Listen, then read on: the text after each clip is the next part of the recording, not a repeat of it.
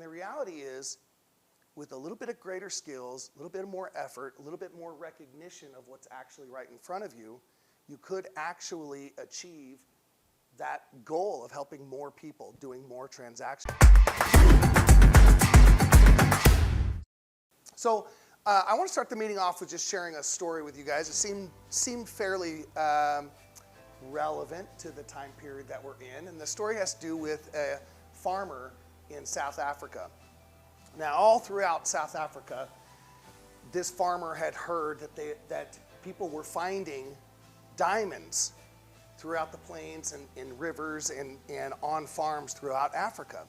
So this farmer decides that this is what he wants to pursue. He's going to sell his farm, and he's going to spend the rest of his life pursuing his dreams and riches by seeking these diamonds all throughout Africa. And so he does. He finds a buyer, and he sells his farm. And he literally spends the rest of his life in search of diamonds. In fact, he ends up dying destitute, looking for diamonds.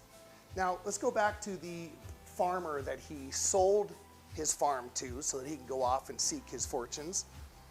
That farmer is surveying the land one day, and when he's down by one of the creeks that runs through the farm, he notices a piece of blue stone, and he takes that stone. He goes, gosh, this is beautiful.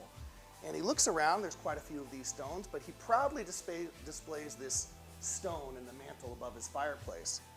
And it's some time later when he has a visitor to his home and he's entertaining, and this visitor takes a look at that stone and says, gosh, that's really something. Where did you find that? And the farmer proceeds to tell his visitor that, well, I pulled it out of the river that runs through the property. And the visitor says, you might want to get that looked at, because that looks like a rough cut of a diamond. As a matter of fact, it was, and it was one of the largest diamonds ever found in that African continent. As it turns out, he was right.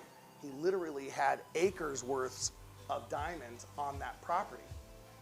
So look, the moral of the story is, had that previous farmer actually taken a closer look around, if he'd actually developed some skills in terms of what does a rough cut diamond look like? How do I recognize? What are the most common places that I might find these diamonds? How do I handle these diamonds and actually get them to a polished state where they're the most valuable? Might not have spent the rest of his life searching all over the continent for what actually existed right there beneath his feet. So what's the moral of the story? The moral of the story is, right now there's a lot of scarcity in the market. And most of this scarcity has to do with the mindset of most agents. Most agents are in a spot now where they're looking here, there, and everywhere to try to actually find some opportunity. Or worse yet, there's a lot of agents that are simply waiting out for the market to